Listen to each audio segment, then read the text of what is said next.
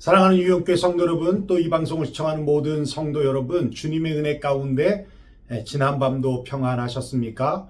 오늘 우리가 함께 나눌 말씀은 여호수아서 24장 1절로부터 18절 말씀까지입니다.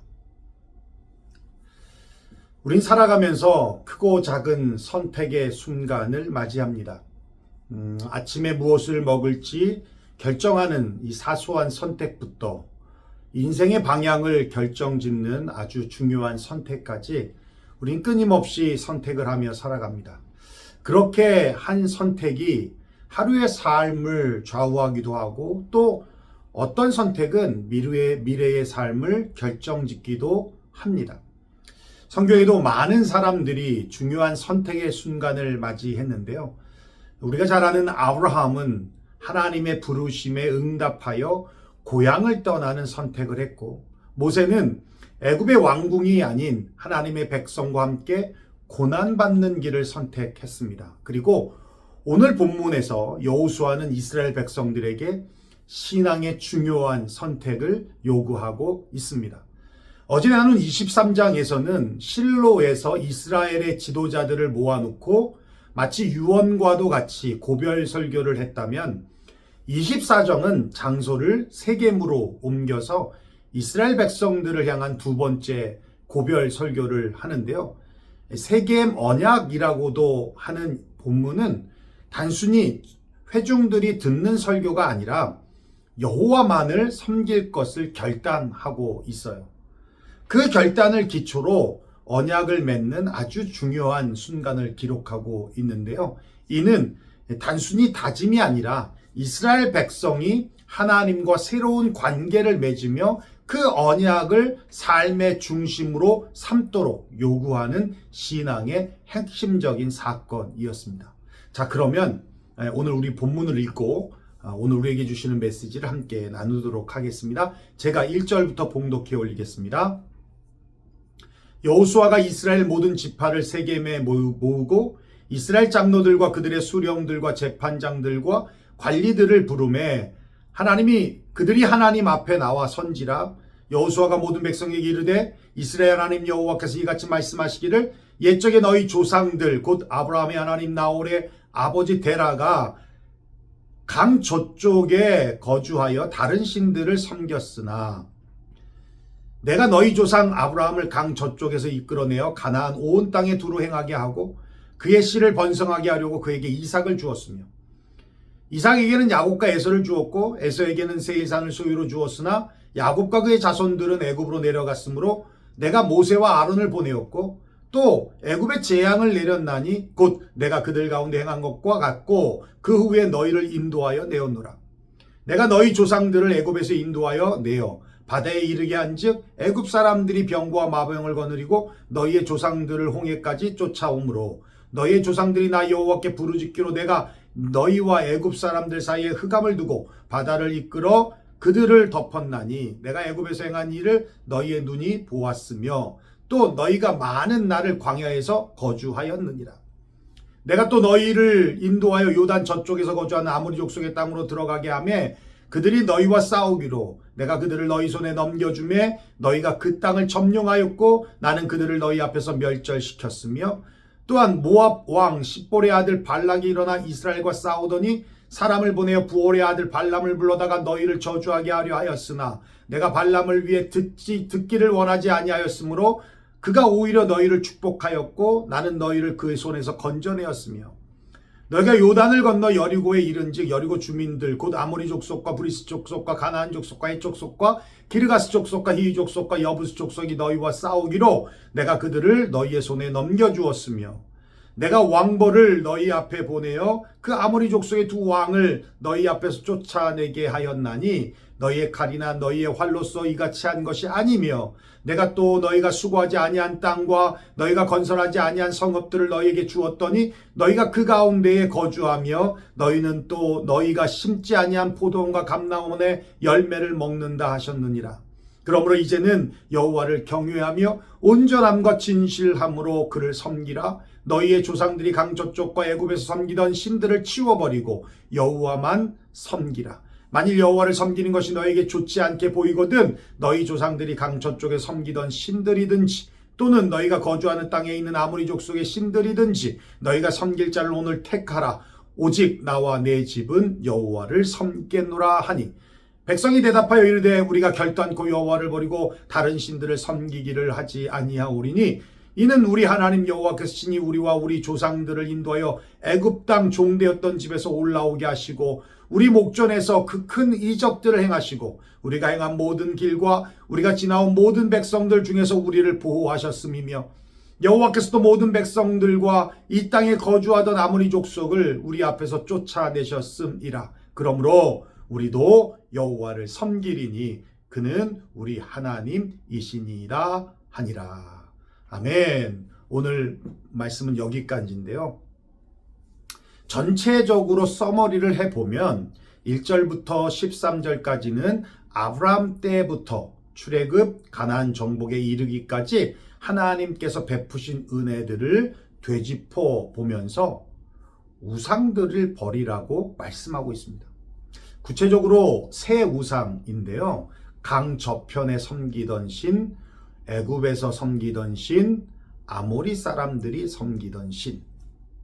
강 저편에 섬기던 신은 바로 아브라함이 부름받기 전에 메소포타미아 사람들이 믿던 우상을 말합니다. 2절에 보면 아브라함의 아버지 나홀의 아버지 데라가 강 저쪽에 거주하여 다른 신들을 섬겼으나 그들은 남신과 여신들을 섬겼습니다.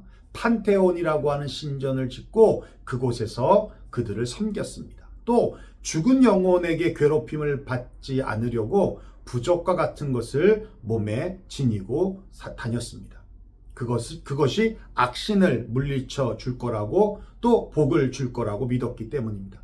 성경에 보면 야곱의 부인인 라헬이 아버지의 집을 떠날 때 드라빔을 훔쳐 도망하고 라반이 그것이 사라졌다는 것을 알고 추격해 오지요. 사실 별거 아닙니다. 굉장히 작아요. 작은 물건인데 그것을 소유하면 가족이 복을 받을 것이라고 믿었기 때문에 그래서 추격을 했던 겁니다. 요즘 말로 말하면 가족 지상주의의 우상이라고 할 수도 있겠습니다. 가족이 잘 되기를 바라고 가족이 잘 되기 위해서 수단과 방법을 가리지 않고 자기 가족만을 챙기는 일들. 이게 어떻게 보면 이제 우상이 됐다는 거예요. 자식들이 우상이 되어지고 가족들이 우상이 되었다는 겁니다. 애굽의 신은 다신교입니다. 그 중에서도 태양신인 라신과 나일강의 오시리스 신을 가장 많이 숭배했는데 라신은 정의와 진리와 태양을 상징하는 신이고요. 파라오는 바로라고 하죠. 파라오는 라신의 아들이라고 여겨서 신으로 간주합니다. 그래서 파라오가 죽으면 미라를 만드는 거예요. 그 미라를 두기 위해서 피라미드를 만든 겁니다. 그래서 파라오의 죽음을 믿지 않고 부활할 것이라고 그들은 믿었기 때문입니다. 파라오는 바로죠. 바로는 살아있는 신이 된 것이죠. 요즘 말로 하면 권력 지상주의 우상이라고 할 수 있습니다. 아모리 사람의 신은 가나안 신으로요. 바알과 아세라 신을 섬겼는데 요즘 말로 말하면 풍요와 또 성의 우상이기도 합니다. 물질 지상주의의 우상이기도 하고 쾌락 지상주의의 우상이기도 합니다. 이런 우상에서 떠나라는 거예요. 그리고 14절 15절은 먼저 여호수아가 결단을 하죠. 오직 나와 내 집은 여호와를 섬기겠노라. 그리고 마지막 18절까지는 백성들이 결단하도록 합니다. 우리도 하나님을 섬기리니 그는 우리 하나님이십니다. 그리고 내일 말씀을 나누시겠지만 그 결단을 기초로 세겜에서 언약을 세우는 장면으로 여호수아의 대단원의 마침표를 찍습니다. 저는 오늘 본문의 말씀을 묵상하면서 한 가지 단어가 떠올랐는데요. 바로 이 지조라는 단어예요. 이 지조라는 단어의 뜻은요. 자신의 신념이나 원칙을 끝까지 지키는 굳은 의지를 뜻합니다. 즉 상황이 변하거나 유혹이 와도 쉽게 흔들리지 않고 자신의 가치관과 신념을 지켜나가는 태도를 의미합니다. 그런데 현대사회에서 이 지조라는 말을 쓰면 너무 고지식하고 시대 변화의 부적응자라고 하고 옛날 사람이다라고 합니다. 그런 말 듣기 딱 좋죠. 왜요? 이 절대적인 신념보다는 실용주의적인 사고에 더 가치를 두는 시대이기 때문에 그렇습니다. 그 말은 절대적인 신념이나 고정된 태도보다는 변화에 맞춰 사고를 전환하는 능력이 현대사회에 더욱 중요하게 여겨지고 있기 때문이라는 것이죠. 그러다 보니 세상 속에서 한결같이 신앙을 지켜낸다는 것은 점점 더 어려워지고 있습니다. 그러나 우리가 기억해야 할 것은 이 신앙의 지조는 변하는 세상을 상대로 하는 것이 아니라는 거예요. 세상을 상대로 한다면 변해야죠. 시대 정신에 따라, 시대 흐름에 따라 변하고 타협하고 포용해야겠지만 우리의 대상은 변하지 않는 하나님입니다. 우리가 믿는 하나님이 변하지 않는 분이며 지조의 지존이신 분이다라는 거예요. 그분이 우리의 믿음의 대상이라는 겁니다. 그분이 변하지 않기 때문에 우리도 변해서는 안 된다라는 거예요. 1999년 4월 20일에 미국 콜로라도 덴버시에 있는 콜럼바인 고등학교에 총기 난사 사고가 있었습니다. 마피아들처럼 트렌치 코트를 입고 나타난 두 남학생이 가져온 총으로 무려 900여 발을 난사했는데 무려 12명의 학생과 1명의 교사가 그 자리에서 죽는 참사가 일어났던 거예요.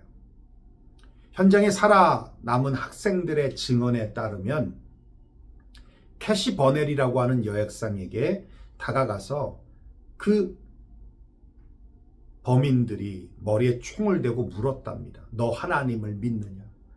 그러자 캐시는 그렇다, 나는 하나님을 믿는다라고 담대히 말했고, 그러자 범인들은 하나님이 없다라고 소리를 질렀습니다. 그러자 캐시는 하나님은 지금도 살아계시다, 너희도 역시 하나님의 길을 따라야 한다라고 담대하게 하나님을 증거했습니다. 그러자 그 말을 듣고 분노한 총격범들이 너희가 믿는 하나님 곁으로 가라 하면서 캐시에게 총을 쐈고 그 자리에서 캐시는 죽음을 맞이하게 됐습니다. 놀라운 사실은 이 사실이 전 세계에 알려지면서 미국에서는 캐시 버넬의 신앙을 본받자는 운동이 전국적으로 확산되어서 10대들의 부흥이 일어나는데, 그렇다, 나는 하나님을 믿는다, Yes, I believe in God이라고 하는 카피 문구로 캐시 버넬의 고백이 들어간 이 티셔츠를 만들어 입고 함께 모여서 뜨겁게 기도하는 기도의 운동이 일어났고, 방황하던 많은 10대의 청소년들이 회개하고 주님의 품으로 돌아오게 되는 놀라운 역사가 일어나게 됐다라는 것입니다. 뿐만 아니라 딸을 잃고 아픔과 슬픔에 있던 이 캐시의 부모는 한 방송국에서 인터뷰하기를 내 딸은 순교를 위해 태어났습니다라고 그렇게 고백을 하더라는 거예요. 사랑하는 성도 여러분, 또 이 방송을 시청하는 성도 여러분, 오늘 여러분은 어떤 선택을 하시겠습니까? 우리는 매일 크고 작은 선택의 순간을 맞이합니다. 그리고 그 순간마다 사실 우리의 신앙이 드러납니다. 여호수아는 단호하게 말하고 있어요. 오직 나는 나와 내 집은 여호와를 섬기겠노라. 캐시 버넬은 단호하게 말하고 있습니다. 나는 하나님을 믿는다. 하나님은 지금도 살아서 역사하고 계신다. 오늘 하루도 이 수많은 선택을 하시겠지만 믿음의 선택을 하심으로 one step forward, 한 걸음 더 주님께 나아가시는 저와 여러분 되시기를 주의 이름으로 축원합니다.